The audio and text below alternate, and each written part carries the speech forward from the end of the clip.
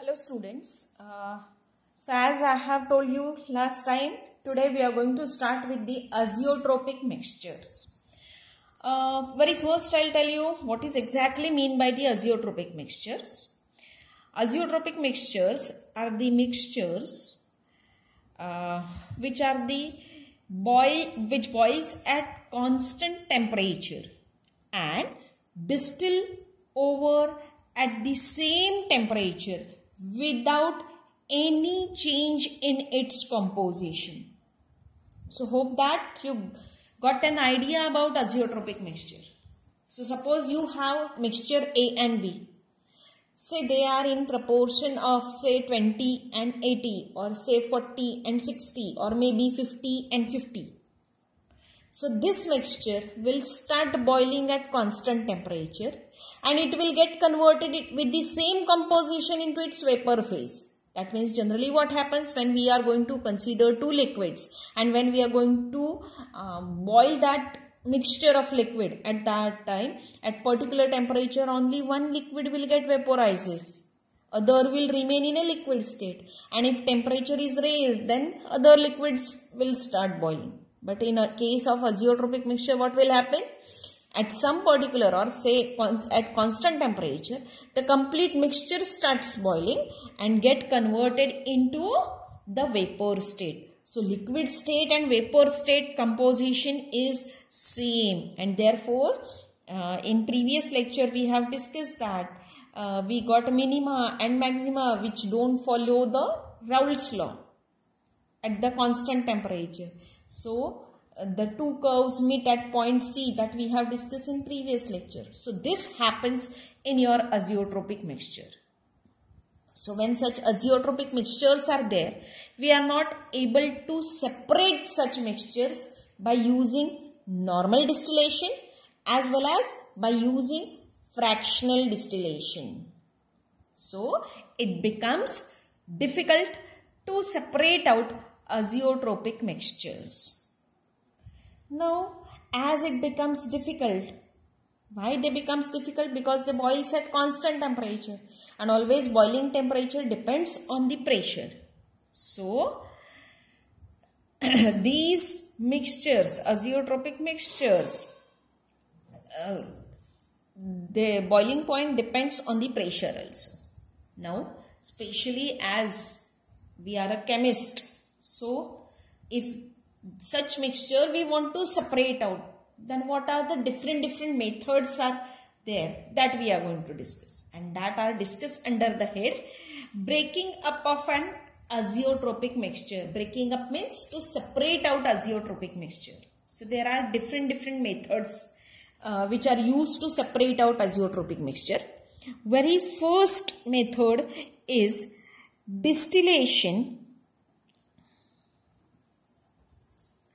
under different pressure.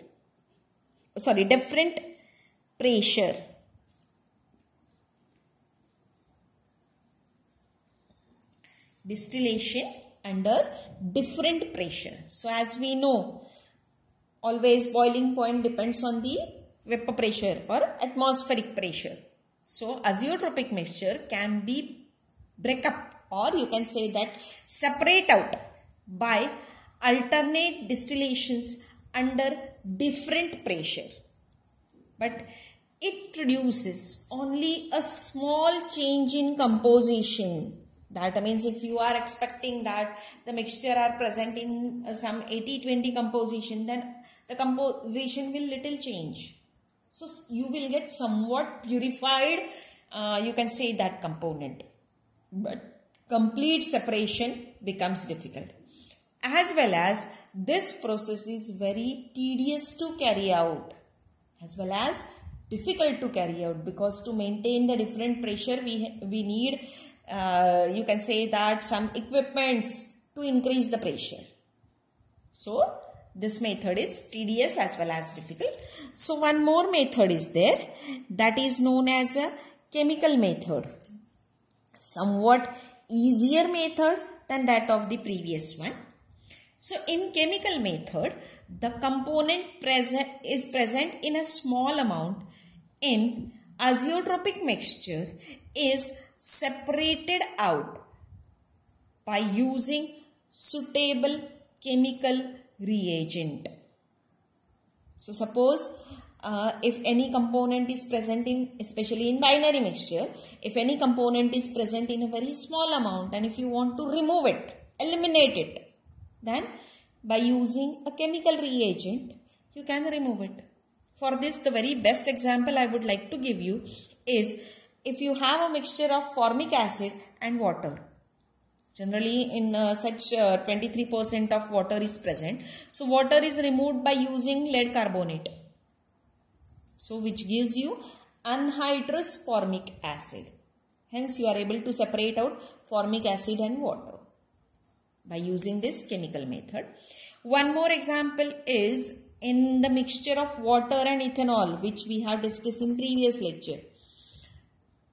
So in this case, water is removed by using either calcium oxide or calcium carbide or sodium ethoxide or calcium ethoxide, which do not react with your ethanol, but they removes or they reacts with water and removes the water present in the ethanol. So these are some, you can say that 2 examples which are used to separate out azeotropic mixture by using your chemical method. One more method is there, that is similar to your chemical method but not exactly chemical method. It is known as a washing out of one component. Washing out of one component. So if suitable solvent is available, then one of the component is washed out or removed out, and as it is a washed out, so definitely water is used for the washing out one component. So for this I would like to give you example of mixture of alcohol and benzene. So it's azeotrope. So what will happen? Alcohol is removed by using water. Benzene is insoluble with water. So whenever you are going to add the water to such a azeotropic mixture, at that time ethanol will wash out by water and you will get purified benzene. So this is a washing out of one component. One more method is there, that is by adsorption. By adsorption. So in this case you have to use the adsorbing agents like silica gel or charcoal, which adsorb one of the component which is present in the azeotropic mixture. So these are the different methods which are used for breaking up azeotropic mixture. Now next we are going to discuss about the lever rule and tie line. So for this we'll consider the diagram which gives you the pressure and amount fraction, that is mole fraction curve. In previous lecture we have discussed about the temperature against mole fraction curve. So they are exactly opposite. Over here there is a vapor and at the lower line there is a liquid, but this is a pressure mole fraction or amount fraction curve. So definitely liquid is up and vapor curve is below. Okay, so this is a vapor composition diagram. The horizontal line. Okay, now in this case, as I have told you, like previous one, over here there is A 100%, B 100%. As you go from left to right, the percentage of B will go on decreasing, while you come from right to left, the percentage of A will go on decreasing, and this is a increasing pressure. This is a curve for liquid, this is a curve for vapor. Above this curve, whatever the exists is in liquid state. Below this curve, whatever exists is in vapor phase. And in between these two, the liquid and vapor phases are there. Now we are going to concentrate on this horizontal line LV. Okay. This horizontal line connects the two boundaries. This is known as a tie line. So line LV is known as a tie line. Any point which lies on this tie line, that we have to consider, and that represents the vapor liquid composition. Okay.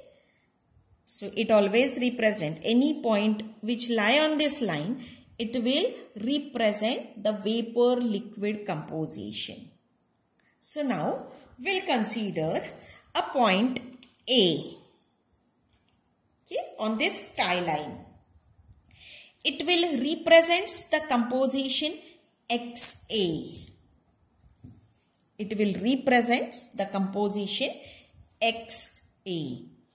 Now, as we move from the line LV, okay, so this is your L, and that is liquid, and this is your vapor. So as we move from L to V along this tie line, what will happen? The more and more liquid phase will get converted into the vapor phase. Okay. Keeping the amount fraction XA of two phases equals to, this will be your small xa and Ya, small ya. So as you move from L to V point, what will happen? The two phases, that is liquid phase, will get more and more liquid phase will get converted into vapor phase, and their composition will changes from Xa to Ya, while particular point A represents the composition Xa. Okay. Thus, if point A is nearer to L point, or you can say that nearer to liquid, the system will consist of large amount of liquid and small amount of vapor. If this A point is nearer to V, then system will consist of a large amount of vapor and relatively small amount of liquid. So, as point A moves along the line L to V, more and more amount of vapor is formed. Thus, you can say that distance A represent the amount of vapor formed. Distance LA represents amount of vapor formed. Similarly, suppose A point moves from V to L. Listen again, if A point moves along the V to L, then what will happen? Distance VA will represent amount of liquid formed. Okay. So, if we take a ratio of distance LA by distance VA, then it will give you vice versa amount of vapor formed, and distance VA will gives you amount of liquid form. Okay.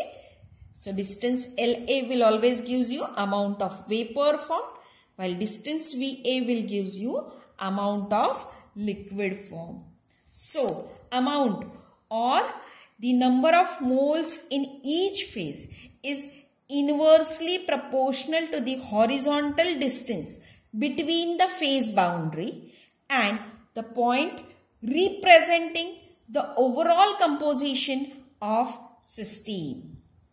This relation, okay, so this relation is known as a lever rule. So this is about the lever rule and tie line. Now we are going to discuss about the partially miscible liquids. So now we are going to start with the partially miscible liquids. Now, what is exactly mean by the partially miscible liquids, that I'll tell you. So, certain pair of liquids are miscible with each other in limited range of concentration. Listen again. Certain pair of liquids are miscible with each other in limited range of concentration, and such pair of liquids are known as partially miscible liquids. So we can take an example of phenol plus water, ether plus water, aniline plus water, and so on. So many examples are there. Okay. So it is observed that now specially we will concentrate on the organic and aqueous one. So it is observed that when organic compound liquid is added to water at room temperature and the mixture is shaken, organic compound dissolves completely in water. Okay. If addition of organic compound is continued, a stage comes when the compound will not dissolve in water and thus two different solutions are formed. That is, a boundary will develop in between these two. And how that two solutions are formed? One type is saturated solution of organic compound in water, and second type is a saturated solution of water in organic compound. Okay. So such solutions of different composition coexist with one another are termed as conjugate solutions. Okay. Are termed as conjugate solutions.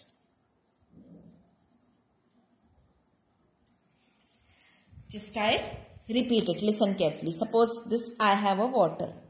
To this, when I am going to add organic compound, at that time, very first, when I am going to add a small fraction or a small amount of organic compound, it dissolves in water. You are not able to see the separated organic compound like this. Two layers are not formed. Previously, it dissolves. If you go on adding organic compound, a stage comes when the boundary between that two liquid is formed and the two separate liquids are observed.